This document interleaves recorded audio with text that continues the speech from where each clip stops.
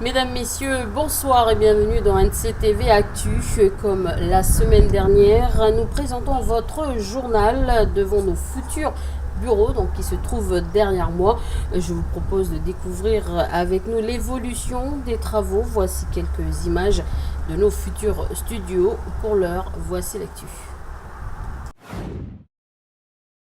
Pour ouvrir cette édition, la dengue fait une 7e victime, confirmée aujourd'hui par le gouvernement de la Nouvelle-Calédonie. La victime de 57 ans habitait à Païta. Elle est décédée ce mardi au Médipôle de Koutio, où elle avait été admise en réanimation le 12 avril, date à laquelle le Médipôle décide de fermer l'unité de dengue, une unité dédiée aux patients qui avaient contracté la dengue. La victime présentait des pathologies antérieures, la vigilance est de mise. Politique, dans un peu plus d'un mois, vous voterez pour élire vos députés calédoniens et Philippe Dunoyer sera le candidat pour la première circonscription et Philippe Gomez pour la seconde. Sous l'étiquette de Calédonie Ensemble, le parti a dévoilé ses candidats aujourd'hui à Nouméa. Parmi les points de campagne, la valorisation des terres coutumières mais aussi du futur statut de la Nouvelle-Calédonie. Nous écoutons Philippe Dunoyer. D'ores et déjà, dans ce projet, certaines lignes de force ont été indiquées à nos derniers conseils politiques, celui de Koné. Je pense notamment aux résolutions d'ordre économique qui, en matière minière, en matière foncière, nous proposent de changer la donne, de mettre un terme à la politique de redistribution foncière qui a été menée par la DRAF depuis quelques années, et de valoriser le foncier coutumier là où il est. Il est aujourd'hui majoritairement représentatif des terres vides. Il faut pouvoir les occuper. On a des idées aussi, des propositions à faire en matière minière. Nous avons aussi la volonté de faire et de discuter avec les autres partis politiques pour acter un socle de valeurs communes et un pacte de gouvernance qui seront la base du futur du statut de la Nouvelle-Calédonie. Quel que soit le résultat, on doit pouvoir s'entendre sur des valeurs, on doit pouvoir s'entendre sur une organisation des institutions. Voilà quelques exemples importants du projet et encore quelques-uns viendront pour peaufiner lors du congrès du 22 avril le projet qu'on aura apporté. Actuellement, 10 candidats des 2 circonscriptions sont déclarés au Haut-Commissariat pour ces élections législatives. De nouveaux visages sont à l'affiche. Pour rappel, en 2012, Sonia Lagarde pour la première circonscription et Philippe Gomez pour la seconde, issus de l'Union de l'Alliance Union des démocrates et indépendants et Calédonie Ensemble, ont été élus députés. Ce soir, je vous propose de faire le point sur les 10 candidats déjà déclarés avec Camille Mounier. Qui sont les candidats déclarés pour la première circonscription? Il y a pour l'heure 5 candidats. Philippe Dunoyer l'a annoncé ce matin, il sera le candidat pour Calédonie Ensemble. Sonia Baquès s'est lancée dans la course avec son parti, les Républicains Ensemble dans la France, parti créé en 2015. Gaël Yano était le premier des candidats à s'être déclaré pour l'Union pour la Calédonie dans la France. Et Germaine Nemia Bishop est candidate avec son parti Rassemblement autochtone et souveraineté partagée. Aucun de ces candidats n'a d'investiture nationale. Seul Bernard Deladrière est sous l'investiture du parti Les Républicains. Qui sont les candidats déclarés pour la 2e circonscription? 4 candidats ont déjà annoncé leur candidature. Harold Martin sous l'étiquette Les Républicains, mais il n'est pas soutenu par le Parti national. Pascal Vittori, avec Tous Calédoniens, et Gilles Brial pour l'Union pour la Calédonie dans la France. Aucun de ces candidats n'est sous investiture nationale. Bianca Hénin devrait se présenter pour le Front National, mais elle est en attente de la réponse du parti pour l'investiture. Seul candidat pour l'investiture nationale, c'est Philippe Gomez, soutenu par le groupe Les Républicains UDI. Les candidats ont jusqu'au 19 mai pour déposer officiellement leur candidature auprès du Haut-Commissariat de la République. Une semaine après le passage du cyclone Cook, les opérations pour rétablir l'électricité se sont poursuivies aujourd'hui dans les régions de Kanala, Kouawa et Tio. Au pays, 651 foyers sont toujours privés d'électricité, point effectué à 11h par Enercal. Ce matin, 70% des foyers dans la commune de Kanala sont alimentés grâce à un groupe électrogène installé au village. Pour certains habitants où l'électricité n'est pas rétablie, c'est le ras-le-bol. Originaire de la commune, notre journaliste Anissa Toussi se trouvait sur place ce long week-end de Pâques. C'est l'interview du jour. Alors Anissa, tu es revenue de Canala. Est-ce que là-bas, il y a toujours des personnes qui n'ont pas d'électricité et depuis quand ? Mais il faut savoir que la commune de Canala est privée d'électricité depuis dimanche dans la nuit, juste avant le passage du cyclone Cook. Et là, ça va faire plus de 8 jours que la commune est privée d'électricité, enfin, notamment quelques tribus de la commune, qui sont les tribus de Nanankeneru, Emma, une partie de la tribu de Mewe, car l'autre partie a été raccordée à l'électricité hier. Il y a aussi la tribu de Naketi et la tribu de Boaken. Et qu'est-ce que la commune compte faire pour régler ce problème d'électricité qui dure depuis plusieurs jours maintenant ? Actuellement, il y a 3 groupes électrogènes qui sont placés au centre du village. Ça, c'est Enercal qui est venu les installer mardi soir au sein du village, dans le secteur du village. Du coup, ces 3 groupes électrogènes, ils alimentent le secteur du village, plus la tribu de Gelima qui est juste à côté, avec celle de Mia qui est un peu plus haut. D'après le service technique de la commune, il y a 3 pylônes de ligne haute tension qui sont tombés en haut de la mine de Boaken pendant le cyclone.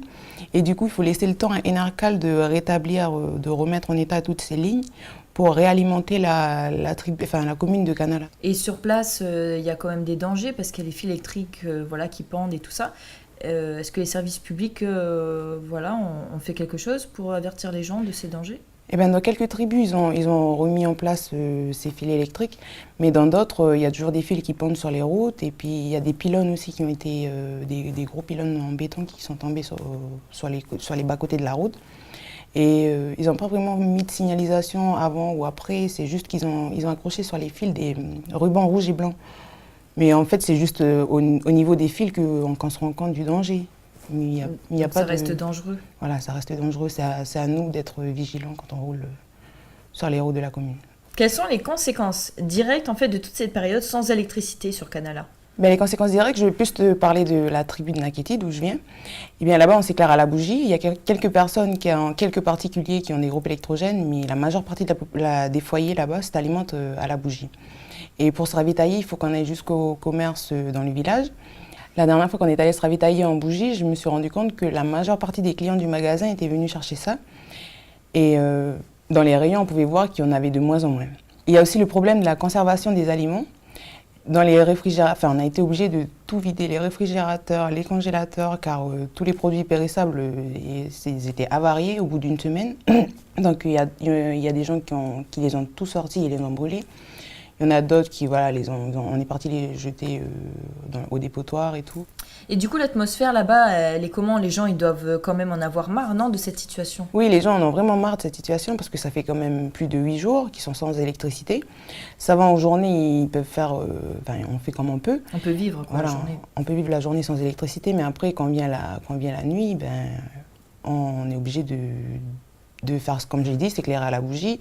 Il n'y a plus de télé, si heureusement que les radios, il y a des radios qui fonctionnent avec les piles. D'accord. Et les gens se demandent quand est-ce que tout reviendra à la normale. Merci en tout cas Anissa pour ton témoignage. L'élection présidentielle, c'est ce dimanche. Cette année, 11 candidats sont engagés pour la course à l'Élysée. Des candidats que nous vous proposerons de découvrir cette semaine durant les débats télévisés consacrés à cette élection. La Nouvelle-Calédonie n'a pas été mentionnée. Nous avons donc interpellé les 11 candidats concernant les problématiques du pays. Parmi eux, Nathalie Arthaud et Nicolas Dupont-Aignan ont répondu à nos sollicitations à la veille du référendum. Est-ce que vous êtes pour ou contre l'indépendance ? Réponse.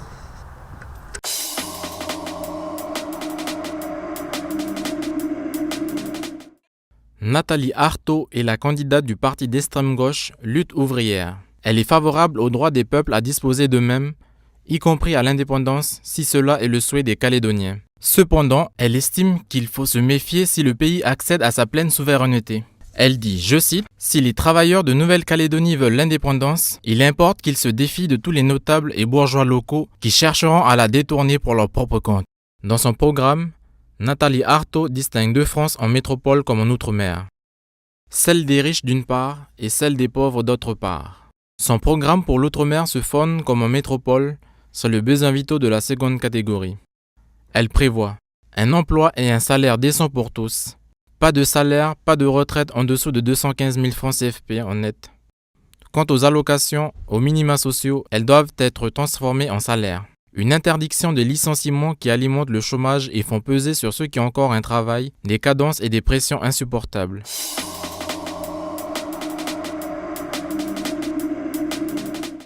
Nicolas Dupont-Aignan est le candidat du parti Debout la France. Lors de sa venue en Nouvelle-Calédonie en avril 2013, il avait déjà affirmé sa volonté de maintenir le pays au sein de la République française. Dans son programme concernant la Nouvelle-Calédonie, l'enseignement est un domaine important.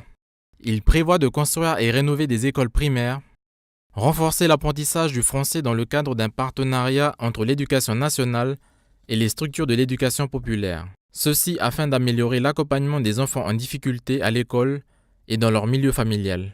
Dans l'extrême nord et les îles, Nicolas Dupont-Aignan souhaite développer des infrastructures qui favoriseraient la mobilité et améliorer l'environnement des entreprises. D'un point de vue global en Outre-mer, le candidat évoque sa volonté de développer la continuité territoriale. Nicolas Dupont-Aignan propose de diviser par 2 le prix des billets d'avion reliant l'Hexagone et l'Outre-mer dans les 2 sens et pour tous. Et c'est Emmanuel Macron et Marine Le Pen qui sortent favoris dans l'un des 3 derniers sondages, à tous deux 22%, dont celui-ci est effectué par Opinion Way RP, suit François Fillon et Jean-Luc Mélenchon, puis les 7 autres candidats sont en dessous des 10% d'intention de vote. Alors une fois qu'on a fait le point sur les candidats, est-ce que voter pour élire le président de la République est important pour nos jeunes? Eh bien, nous sommes allés à la rencontre, plus précisément, des jeunes qui votent pour la première fois. C'est le feuilleton de la semaine, préparé par Falaï Widjo.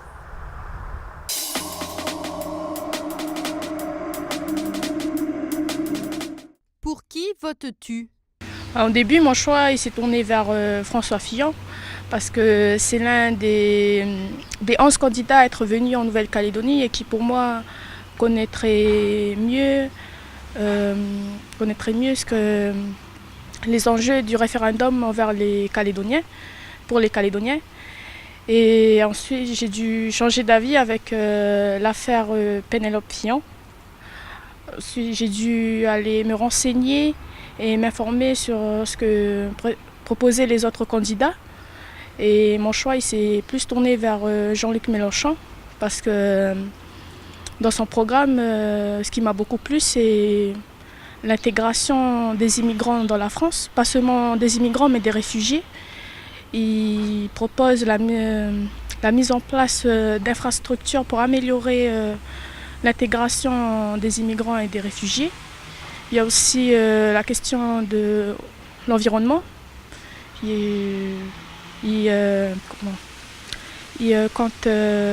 Par exemple, rendre obligatoire le recyclage en France, aussi au niveau des inégalités qu'il y a en France, surtout l'inégalité homme-femme au niveau des salaires, parce qu'en France, il y a beaucoup d'inégalités, que ce soit au travail, partout, mais ce qui nous concerne plus les femmes, c'est au niveau des salaires. Cela représente quoi pour toi, le fait de voter? En fait, le vote, c'est pas une obligation, c'est un devoir. Le vote, pour moi, c'est important parce que déjà, les femmes, ils ont eu le droit ils se sont battues pour avoir le droit de vote et ils l'ont obtenu en 1945.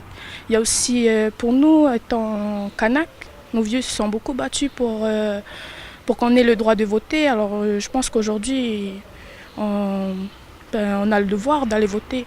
C'est pas la politique, ça ne concerne pas seulement les vieux, ça concerne les jeunes, parce que plus tard, le pays c'est nous qui va vivre dans le pays. C'est nous qui allons prendre des décisions pour le pays. Alors, je trouve que c'est important d'aller voter. C'est pas difficile d'aller poser une enveloppe dans l'urne. Que représente pour toi le président de la République? Déjà, pour moi, le président de la République, c'est quelqu'un ça doit être un homme d'action, c'est-à-dire qu'il doit pas seulement dire voilà, mettre ses propositions, il faut qu'il les applique.